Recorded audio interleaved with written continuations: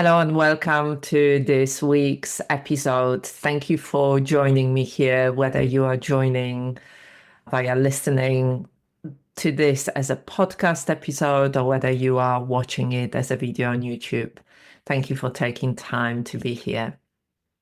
Today, I want to talk about something that's been coming up a lot in my conversations with other female practitioners, and something that I have been experiencing quite a lot and have experienced a lot over the years. And that is that feeling of stuckness, that feeling when our experience is that nothing is working. Things are just not working, and it leads to those feelings of stuckness, frustration, or feeling like you are hitting the same wall over and over again. So if you're feeling like this, or if you've ever felt like this, which I'm guessing is 100% of human population, then this episode is for you. And I want to start with an important truth. And I think it has to be named and it has to be acknowledged again and again. And that is that if you feel stuck or if nothing seems to be working, it's not because you're broken or something is wrong with you. It also doesn't mean that you are not trying hard enough. In fact, for majority of us, the opposite is truth. How you are and what you are experiencing makes perfect sense. And once you take time to be with your experience and to really untangle and understand what's going on for you, a realization comes that your experience makes perfect sense and that you make perfect sense within your experience. So often within our training certification, the trauma-informed somatic teacher and coach for women, we talk about this understanding within the somatic experience, embodied experience, and there is this realization of no wonder I'm feeling like this. No wonder I'm feeling stuck.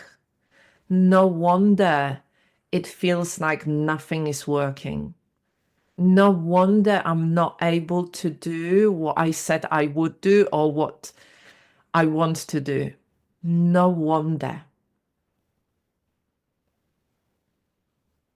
And usually when we have this deeper understanding of what's really going on for us, there is also this shift, physical embodied shift within the wholeness of our being that usually comes with a sense of relief. This, no wonder I'm feeling like this. Now I understand what's going on. The other thing that I really want to say here before we move any further is that with those feelings of stuckness, there are other feelings that might come up.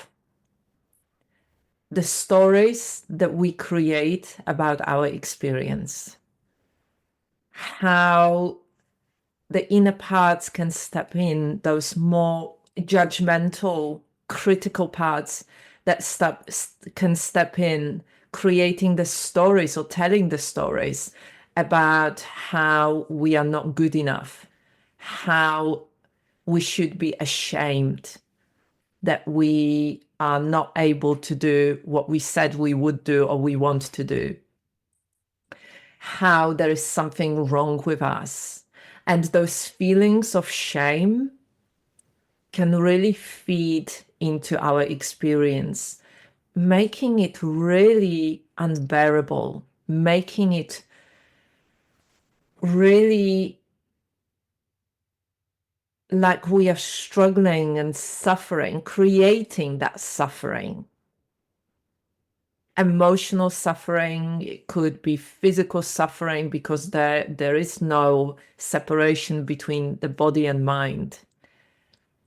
Anybody who's lived with chronic condition for a longer time will tell you how much it impacts their mental health. And anybody who's lived with mental health challenges will tell you about how much it impacts their physical experience, their well-being, physical well-being. And so this is really important, that we acknowledge the wholeness of that experience. That feeling of stuckness is not just the stuckness, mental stuckness, not just how it presents itself in our behavior and the choices that we make, but really it's the wholeness of our experience. Within our training, I teach a coaching model called the Soma Psyche Soul coaching model or coaching method. And when we understand the wholeness of our experience through the systems thinking perspective, how our experience, the soma, the psyche, and the soul, all of it lives within the wholeness of life, our environment, our life, the universe, the source, the life itself, then we can really understand what's going on for us. On a somatic level, this feeling of stuckness certainly can be felt through the nervous system state. So the nervous system state either going into hyperactivation, the fight or flight, the pushing, the striving, trying to force, trying to make something happen. Certainly the hustle mentality that we see within our Western societies fits into it really nicely. But we cannot sustain that level of work. It's much easier to sustain that level of work when you are younger. When you're in your 20s, when you're in your 30s, you can keep pushing. Not indefinitely, but certainly you've got more energy, usually more energy to push through. As you get older, for me as a woman in my early 50s, in the early autumn of my life, or second spring, the price that I pay if I keep pushing when I'm feeling stuck is much greater. And so understanding what's going on within our bodies is really important. This sense of stuckness, how it manifests either through hyper alertness or fight or flight, or going into freeze or shut down. There is a protection mechanism within our body. So often people talk about self-sabotage, and we talk about self-sabotage when we don't really understand what's going on underneath that. Saying that it's self-sabotage means that I'm doing something to myself that is very negative. And I'd like to flip that for us, to actually say that when we understand the nervous system, when we understand the parts and how different parts, protector parts, show up in our lives, we then start understanding that there's something else going on underneath that behavior, underneath that experience. And we start noticing that actually those different parts step in, trying to protect us from something.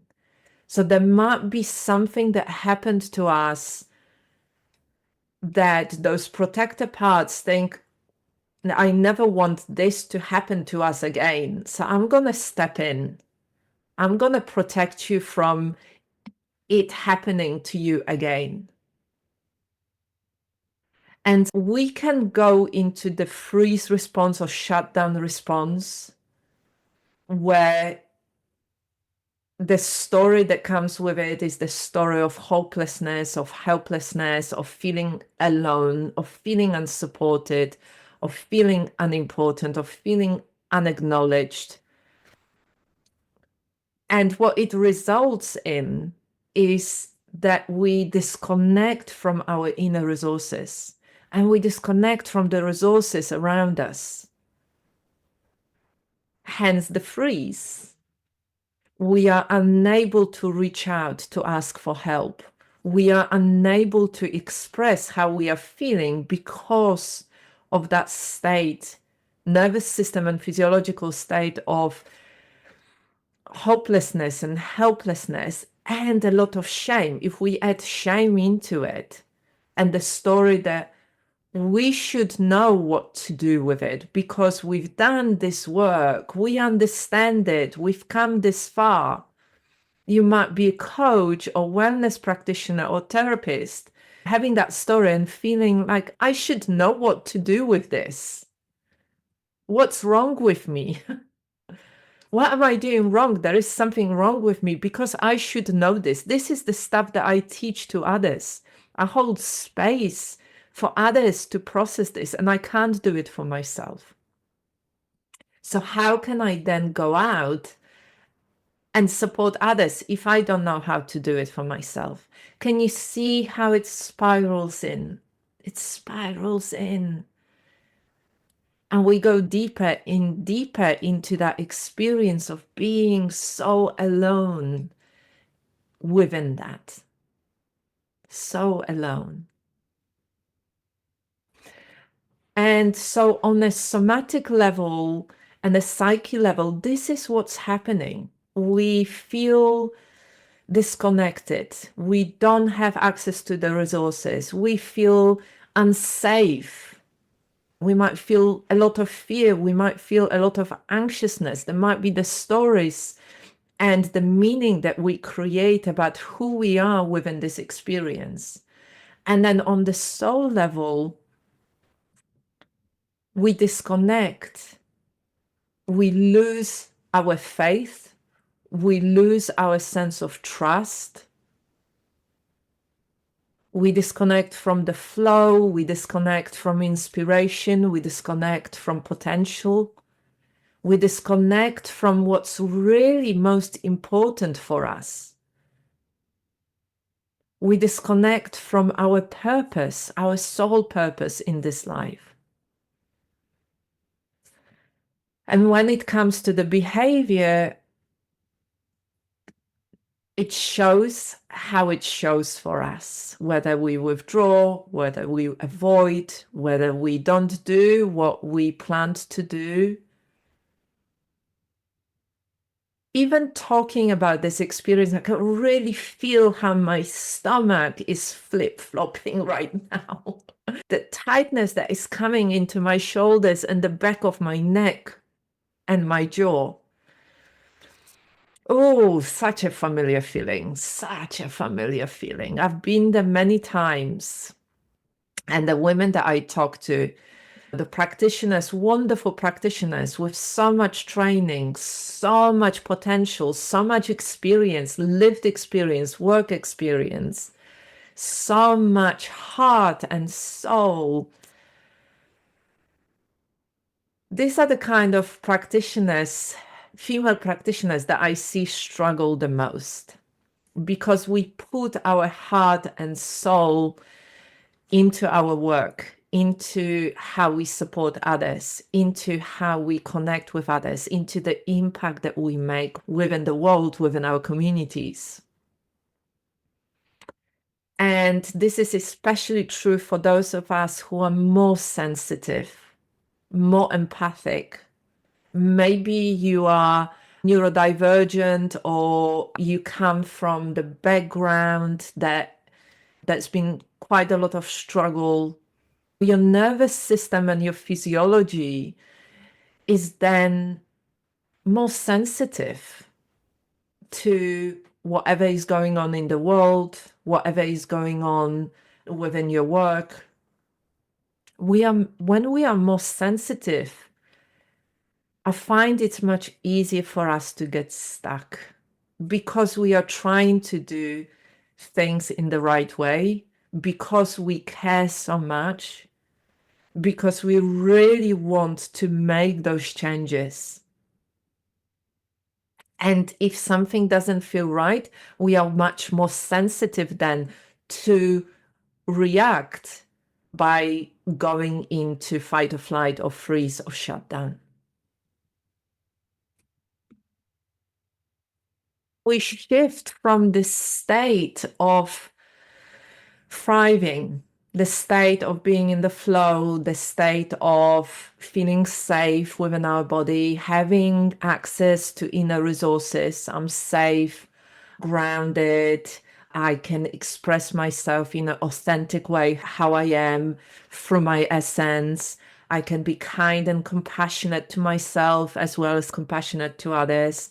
I feel connected to my own inner wisdom or my own inner guidance and intuition. I'm connecting and trusting in the flow of life, the source of life. I'm free to make the choices and decisions. I'm open to what's coming to me. The inspiration is all around me. The clients are all around me. The state of thriving, the state of flow. And when we get stuck, we go into the state of survival. There isn't enough clients. People won't pay those prices. I can't do this. I don't have support. I'm completely on my own. There is nobody I can ask. I am alone in all of this. I'm doing all the right things. Why is it not working? There is something wrong with me because those women over there are doing really well. I'm seeing them. They're talking about earning millions, and I am struggling here making 2 or 3K a month. I'm not signing anybody. I'm really struggling. Maybe I am not work hard for this. Maybe I should go and get a job. Maybe it was all just a stupid dream. I can't cope with this. I can't do this. I'm so alone. Hopeless, helpless. Can you see there is a huge difference between the state of thriving and the state of surviving? The state of thriving, there is plenty, there is abundance, there is flow. I'm connected, I'm supported, I'm kind, I'm authentic, I'm stable and grounded. I know what I'm doing, I trust the process. And there's survival, there isn't enough. I'm not good enough. I'm not worthy. I can't do this. I'm so alone. Oh, those two states are very different. Each one comes with their own story. Each one comes with a set of behaviors. The way that we react and respond from each of those states is very different to very simple things. It impacts our relationships, and then it impacts our health and well-being.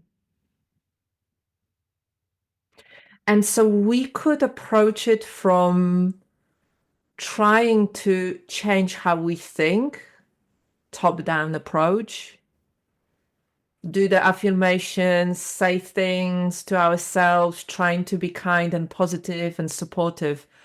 Or we could really acknowledge that sometimes it's almost impossible to do that. And we could come through the bottom-up approach through the body, starting with reconnecting with the sense of safety here within our own body, shifting from the state of survival to the state of thriving, to this more regulated, more grounded, more stable, more connected, more present, more compassionate and kinder state in this moment, in the present moment within ourselves. And so often, and I've done it so many times, and I've seen so many wonderful practitioners doing the same, trying to make decisions and be resourceful or inspired from a very unresourced and uninspired, ungrounded, unstable, unsafe state and space. I want you to take a moment right now and actually turn your attention more inward. And you can do it with your eyes open or your eyes closed. If you're out for a walk as you are listening to this, you can choose to sit down and close your eyes, or you can just continue walking. You might be driving. Don't close your eyes if you're driving, of course. Do it in a way and from wherever you are, however it works for you in this moment. Turn inward and just notice how you are. What we want to do is to tune in to just notice the kind of state that you are in and also really name it, because that's the step number one to changing how you are. So often when we are in that state of stuckness, we are so in this doing mode, trying to change it and react to it, that we don't actually take the time to pause and check in and really understand what is going on for us. So take a moment now and just notice, are you more towards this state of thriving? And that state of thriving is the state when you feel grounded and stable and present. You feel connected within yourself, within your inner wisdom, your intuition, the flow of life, the source of life, nature. You feel kind and compassionate to yourself. You feel like you can express yourself in an authentic way in your relationships and in your work. You feel really free to make decisions that feel most aligned. And you're open to inspiration, to synchronicities, to coincidences, opportunities, life. Or are you more in that state right now of that constriction and closing, maybe numbing, maybe withdrawing, whether it is this hyper alertness and hustle and trying to change things through action, or whether it is being in a freeze response or even complete shutdown, overwhelm, struggle, pushing, collapsing. Take a moment and gently, with kindness, allow yourself to name the state that you are in. Without judgment, knowing that there is nothing wrong with you, knowing that we all as humans go through those different states. We might shift in between different states in the space of one day, many times. Might be triggered, go into freeze, then self-regulate. Something else might happen. We might have an argument that we might, reset and regulate again. And sometimes, and we know that through understanding how the nervous system and physiology work, sometimes we get stuck in that state. Or you might be stuck primarily with focus on one thing, like around your business, whereas still things are okay in personal life, in relationships, which is something that I've experienced recently a lot. And yet there is no separation between work and your personal life. Your work sits within your life. And so the impact is within every aspect of our life and our being. And so allow yourself compassionately name it. When you name it, what state? Is it more survival state or is it more thriving state? Then we can do something with it. Then we've got choices. If we try to just fix it, do something with it, keep reacting, keep pushing through, hoping, begging, raging, that's not a resourceful state to come from. And so this can really show up in so many different ways. So I recently was speaking with a female practitioner who was saying that she's been completely in that freeze state, unable to get new clients, just unable to do that. Everything else seemed to be working all right, but she was not able to get new clients.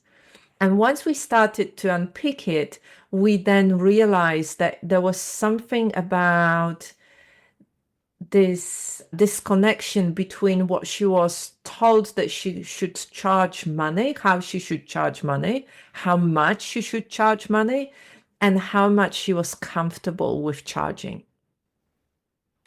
And for this practitioner, and this is not the only practitioner I heard it from, and I've experienced it myself as well, being around other women who are talking about having 5K months, 10K months, 20K months, 100K months, was actually feeling too much. For that practitioner, it threw that practitioner into the state of freeze and overwhelm and avoidance, procrastination. It felt unsafe. There were all sorts of different stories about, I never be like this. There is something wrong with me because I'm not doing this. And I can't imagine myself doing this. And this is just too much. And so the reaction was going into freeze within her business and not able to move forward at all. And so really understanding that this is what's happening, then we unpicked it and then we can do something with it. Okay, let's let go of all of this, what you should be doing, how other people are doing it, what's going on for them. And let's come back to you and how you would want your business to be. What is the price that would be right for you to charge? What have you charged before? What can we start from and build on that? Within our society, there is this myth of constant growth. Bigger, louder, better, more money, more impact, more clients, more prestige, being seen as successful. And for many of us, when we compare ourselves with others, and certainly that's something that I've experienced so much, it really is just triggering. It triggers our sense of self, our sense of unworthiness, our sense of unsafety, going into survival mode, feeling unsafe. And when we feel unsafe, we disconnect from our inner resources, we disconnect from outer resources. There is a lot of shame, guilt, and that sense of stuckness and being alone. And so this story is not uncommon. I've heard different versions of it. It's so easy to get stuck when we compare ourselves to others, when we do not see the full picture. And forget about what this thriving state really means for us. So rather than comparing ourselves from somebody who's has this big business with lots of moving parts and teams and business expenses, and knowing deep within our soul that this is not something that we want, and yet losing the sight of it, losing the sight of our soul's purpose, what's most important for us, what's our definition of success, what is it that we are craving the most, wanting the most, valuing and honoring the most. So this feeling of stuckness, it's not a simple thing. There's lots of different things that come into it. There is lots of different things that can be entangled. And the only way that we can do something about it,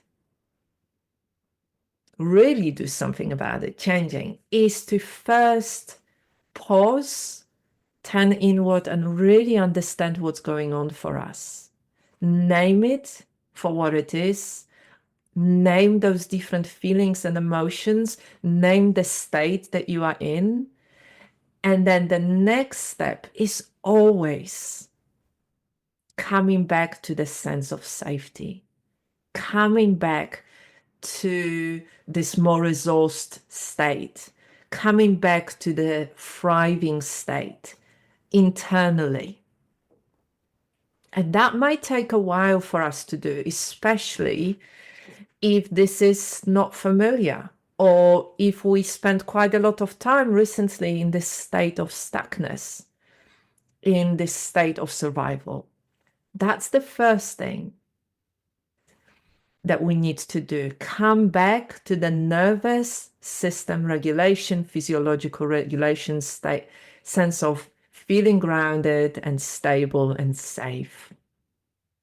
Through the nervous system regulating practices, through meditations, through embodying the qualities, and really spending time, embodied state, feeling calm, feeling present, feeling grounded, feeling stable, feeling kind, feeling compassionate, feeling connected, supported, and feeling our authentic self. And then bringing more of that authentic self.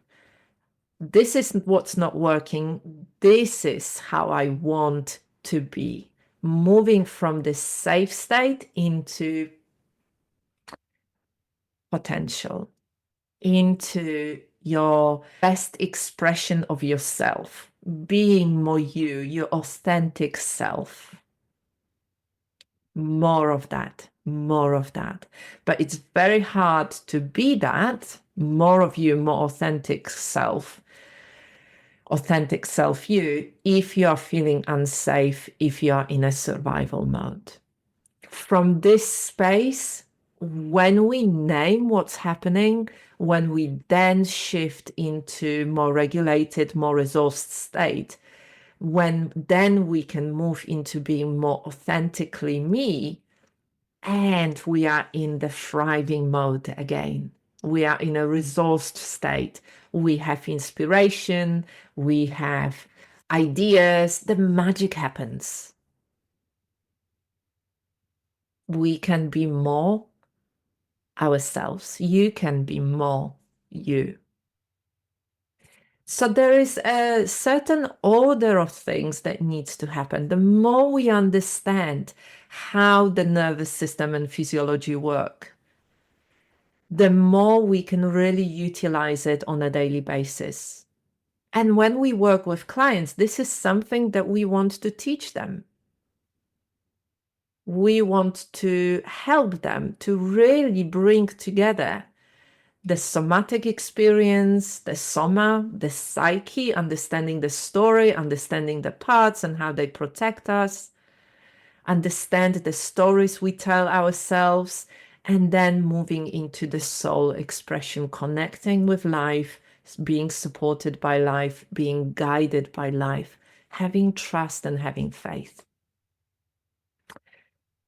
So if when you connected with yourself, when I ask you to connect with yourself, if it felt that you were more moving towards this survival mode, or you've been in that survival mode, I would really want to encourage you to start with inner resourcing, start with spending time in a place of safety, spending time doing the practices and things that help you feel more grounded, more stable, more resourced, through being kind to yourself and compassionate to yourself, through feeling connected with life and your body's wisdom, your inner wisdom, really allocating time on a daily basis to do that. And what I found, this is a little pro tip, what I found is that so many of us, and including me, I used to do those practices first thing in the morning. But then as the day progressed, things would happen and I would lose this touch with my resource center being grounded and stable and safe. And I would get disconnected from it and start being in this more survival mode. And then in the evening, I would check in with myself as I was in bed, going into sleep and thinking, oh my God, yes, I'm really exhausted, and do some practices to regulate. So since I started acknowledging that, I give myself time during the day to regulate, to come back into the more resourceful state, to really pace myself, to really keep checking in with myself, noticing how I'm feeling, what's going on for me, what do I need in that moment, and how can I look after myself in that moment. And when we do that on a regular basis, on a daily basis in this way, there is a cumulative effect that happens. And we notice so much quicker what's going on for us, and we can respond to it so much quicker. So I hope this episode was helpful to you. Remember that if you're feeling stuck, there is nothing wrong with you. Absolutely nothing wrong with you. And what we can do is to reframe how we look at that stuckness. Rather than having the story that there is something wrong with me, I'm not cut out for it, I never make it, nothing will ever change, into really understanding that, oh, okay, I got lost again in a survival mode. I shifted into survival state. Let me now acknowledge it for what it is, which is the invitation to be kinder to myself, invitation to really pay attention to what's going on for me, and the invitation to reconnect again, reconnect with myself, reconnect with the source or life, and reconnect with my soul's purpose. There is something that is happening that made me feel disconnected. Let me reconnect and let me shift into this more resourced and thriving state so I can express myself and my soul's purpose more fully. A sacred invitation, almost like an initiation each time as we do it, to live a richer, more connected life for ourselves and for everybody that comes in contact with us. I'd love to hear how this material landed for you. Let me know. And if you want to learn more about this approach, this is exactly what we are doing in Trauma-Informed Somatic Teacher and Coach for Women training certification. Because there is a difference between knowing it and actually being it and embodying it. As a human being, as a woman, as a practitioner, we can show up from that space. We can live from that space. And ultimately, life is here to help us experience it more fully, with more ease, with more grace, with more joy, with more love. So take care of yourself for now, and I look forward to seeing you in the future episodes.